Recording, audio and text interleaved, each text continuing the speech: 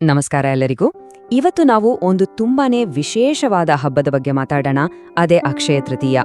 ಎಂದಿಗೂ ಮುಗಿಯದ ಅದೃಷ್ಟ ಮತ್ತೆ ಸಮೃದ್ಧಿಯನ್ನ ತಂದುಕೊಡುತ್ತೆ ಅಂತ ನಂಬಲಾಗೋ ಈ ಹಬ್ಬದ ಬಗ್ಗೆ ನಿಮ್ಗೂ ಗೊತ್ತಿರುತ್ತೆ. ಬನ್ನಿ, ಈ ದಿನದ ಹಿಂದಿರುವ ಕಥೆ ಏನು, ಇದರ ಮಹತ್ವ ಏನು ಅಂತ ಸ್ವಲ್ಪ ಆಳವಾಗಿ ತಿಳ್ಕೊಳ್ಳೋಣ. ಎಂದಿಗೂ ಕಡಿಮೆಯಾಗದ ಅಥವಾ ಕ್ಷಯವಾಗದ ಹಬ್ಬ ಯಾವುದು ಅಲ್ವಾ? ಈ ಒಂದು ಪ್ರಶ್ನೆಯಲ್ಲೇ ಈ ಹಬ್ಬದ ಇಡೀ ಸಾರಾಂಶನೇ ಅಡಗಿದೆ. ಈ ದಿನ ನಾವು ಮಾಡುವ ಯಾವುದೇ ಒಳ್ಳೆ ಕೆಲಸದ ಫಲ ಅದು ಯಾವತ್ತೂ ಕೂಡ ಕಡಿಮೆ ಆಗೋದೇ ಇಲ್ಲ ಅಂತ ನಂಬಲಾಗಿದೆ. ಹೆಸರಲ್ಲೇ ಇದರ ಅರ್ಥ ಇದೆ ನೋಡಿ. ಅಕ್ಷಯ ಅಂದ್ರೆ ಸಂಸ್ಕೃತದಲ್ಲಿ ಕ್ಷಯ ಆಗದೇ ಇರೋದು ಅಥವಾ ನಾಶವಾಗದ್ದು ಅಂತ. ತೃತೀಯ ಅಂದ್ರೆ ಮೂರನೇ ದಿನ ಅಂದ್ರೆ ತಿಥಿ. ಸೊ ಸಿಂಪಲ್ ಆಗಿ ಹೇಳೋದಾದ್ರೆ ಅಕ್ಷಯ ತೃತೀಯ ಅಂದ್ರೆ ಎಂದಿಗೂ ಕ್ಷಯವಾಗದ ಫಲ ಕೊಡುವ ಮೂರನೇ ದಿನ. ಇದು ವೈಶಾಖ ಮಾಸದ ಶುಕ್ಲ ಪಕ್ಷದ ಮೂರನೇ ದಿನದಂದು ಬರುತ್ತೆ.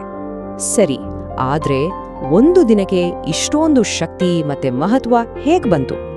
ಇದರ ಹಿಂದೆ ಕೆಲವು ತುಂಬಾನೇ ಇಂಟ್ರೆಸ್ಟಿಂಗ್ ಪೌರಾಣಿಕ ಕಥೆಗಳಿವೆ. ಬನ್ನಿ, ಅವುಗಳನ್ನ ಒಂದೊಂದಾಗೆ ನೋಡೋಣ. ಮೊದಲನೇದಾಗಿ, ಈ ದಿನದ ಮಹತ್ವ ನೇರವಾಗಿ ವಿಷ್ಣುವಿನ 6ನೇ ಅವತಾರಕ್ಕೆ ಸಂಬಂಧಪಟ್ಟಿದ್ದು. ಅದು ಬೇರೆ ಯಾರೂ ಅಲ್ಲ, ಪರಶುರಾಮ. ಹೌದು, ಪುರಾಣಗಳ ಪ್ರಕಾರ ಇದೇ ದಿನ ಶ್ರೀ ಮಹಾವಿಷ್ಣು ಪರಶುರಾಮನಾಗಿ ಅವತರಿಸಿದಂತೆ. ಅದಕ್ಕೆ ನೋಡಿ, ಈ ದೈವಿಕ ಜನ್ಮದಿನದ ನೆನಪಿಗಾಗಿ ಈ ದಿನವನ್ನ ತುಂಬಾನೇ ಪವಿತ್ರ ಅಂತ ಪರಿಗಣಿಸಲಾಗುತ್ತೆ. ಇನ್ನು ಮುಂದಿನ ಕಥೆ, ಸ್ನೇಹ ಅಂದ್ರೆ ಹೀಗಿರ್ಬೇಕು ಅನ್ನೋದಕ್ಕೆ ಒಂದು ಅದ್ಭುತ ಉದಾಹರಣೆ. ಇದು ನಮ್ಮ ಶ್ರೀಕೃಷ್ಣ ಮತ್ತೆ ಅವನ ಪ್ರೀತಿಯ ಸ್ನೇಹಿತ ಸುಧಾಮನ ಕಥೆ. ಹೇಳ ಪ್ರಕಾರ ಇದೇ ದಿನ ಶ್ರೀಕೃಷ್ಣ ತನ್ನ ಬಡ ಸ್ನೇಹಿತ ಸುಧಾಮನಿಗೆ ಅಕ್ಷಯ ಅಂದ್ರೆ ಎಂದಿಗೂ ಮುಗಿಯದ ಸಂಪತ್ತನ್ನ ಕೊಟ್ನಂತೆ. ಈ ಕಥೆ ಭಕ್ತಿಗಿರೋ ಶಕ್ತಿ ಮತ್ತೆ ದೈವಾನುಗ್ರಹ ಹೇಗಿರುತ್ತೆ ಅನ್ನೋದನ್ನ ತುಂಬಾ ಚೆನ್ನಾಗಿ ತೋರಿಸುತ್ತೆ. ಮತ್ತೊಂದು ಪ್ರಮುಖ ಘಟನೆ ಮಹಾಭಾರತದಿಂದ ಬಂದಿದೆ. ಪಾಂಡವರು ವನವಾಸದಲ್ಲಿದ್ದಾಗ ನಡೆದ ಘಟನೆ ಇದು. ಇದೇ ಅಕ್ಷಯ ತೃತೀಯದ ದಿನ ಪಾಂಡವರಿಗೆ ಸೂರ್ಯದೇವನಿಂದ ಒಂದು ದಿವ್ಯ ಪಾತ್ರೆ ಸಿಗುತ್ತೆ. ಅದೇ ಅಕ್ಷಯ ಪಾತ್ರೆ. ಈ ಪಾತ್ರೆಯ ವಿಶೇಷತೆ ಏನಪ್ಪಾ ಅಂದ್ರೆ, ಅದರಿಂದ ಅವರಿಗೆ ಬೇಕಾದಷ್ಟು ಅಂದ್ರೆ ಎಂದಿಗೂ ಮುಗಿಯದಷ್ಟು ಆಹಾರ ಸಿಕ್ತಿತ್ತು. ಇದು ಶಾಶ್ವತ ಪೋಷಣೆಯ ಒಂದು ಸಂಕೇತ. ಸರಿ, ಈ ಎಲ್ಲಾ ಪೌರಾಣಿಕ ಕಥೆಗಳಾಯ್ತು. ಹಾಗಾದ್ರೆ ಇವತ್ತಿನ ದಿನಗಳಲ್ಲಿ ಈ ಹಬ್ಬದ ಆಚರಣೆಯ ಮಹತ್ವ ಏನು? ಯಾಕೆ ಇದನ್ನ ಇಷ್ಟೊಂದು ಶ್ರದ್ಧೆಯಿಂದ ಆಚರಿಸಲಾಗುತ್ತೆ?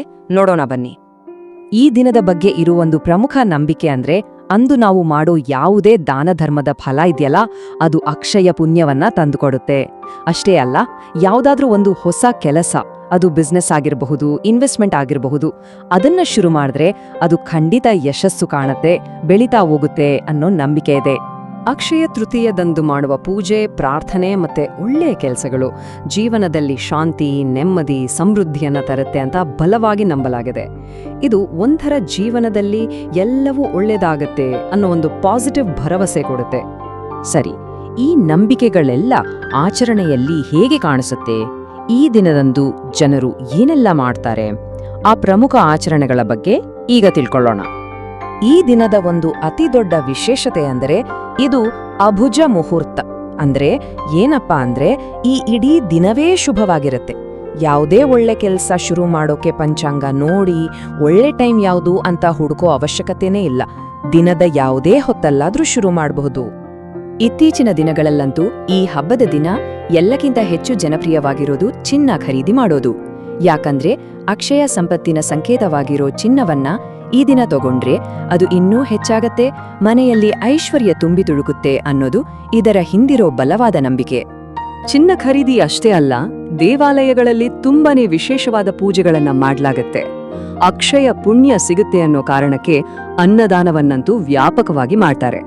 ಬಟ್ಟೆ, ಹಣ ಹೀಗೆ ಬೇರೆ ಬೇರೆ ವಸ್ತುಗಳನ್ನ ದಾನ ಮಾಡುವ ಮೂಲಕ ಜನ ಈ ದಿನದ ಪಾವಿತ್ರ್ಯವನ್ನ ಆಚರಿಸ್ತಾರೆ. ಈ ಹಬ್ಬ ಬರೀ ಒಂದೆರಡು ಕಡೆ ಮಾತ್ರ ಅಲ್ಲ, ಭಾರತದಾದ್ಯಂತ ಆಚರಿಸಲಾಗುತ್ತೆ. ಅದರಲ್ಲೂ ಕರ್ನಾಟಕ, ತಮಿಳುನಾಡು, ಮಹಾರಾಷ್ಟ್ರ ಮತ್ತೆ ಉತ್ತರ ಭಾರತದ ರಾಜ್ಯಗಳಲ್ಲಿ ತುಂಬಾನೇ ವಿಜೃಂಭಣೆಯಿಂದ ಆಚರಿಸ್ತಾರೆ. ಅಷ್ಟೇ ಯಾಕೆ, ಜೈನ ಸಮುದಾಯದವರು ಕೂಡ ಈ ದಿನವನ್ನ ತುಂಬಾನೇ ಪವಿತ್ರ ಅಂತ ಭಾವಿಸ್ತಾರೆ.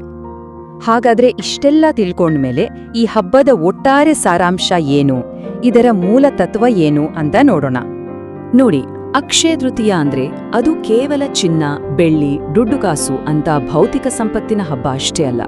ಇದು ಎಂದಿಗೂ ಕಡಿಮೆಯಾಗದ ಪುಣ್ಯ ಮತ್ತು ಐಶ್ವರ್ಯದ ಹಬ್ಬ. ದಾನ ಧರ್ಮದಿಂದ ನಾವು ಗಳಿಸೋ ಪುಣ್ಯ ಮತ್ತೆ ನಮ್ಮೊಳ್ಳೆ ಕೆಲ್ಸಗಳಿಂದ ಸಿಗೋ ಐಶ್ವರ್ಯ ಇವೆರಡೂ ಕೂಡ ಅಕ್ಷಯ ಅನ್ನೋದೇ ಇದರ ನಿಜವಾದ ಅರ್ಥ.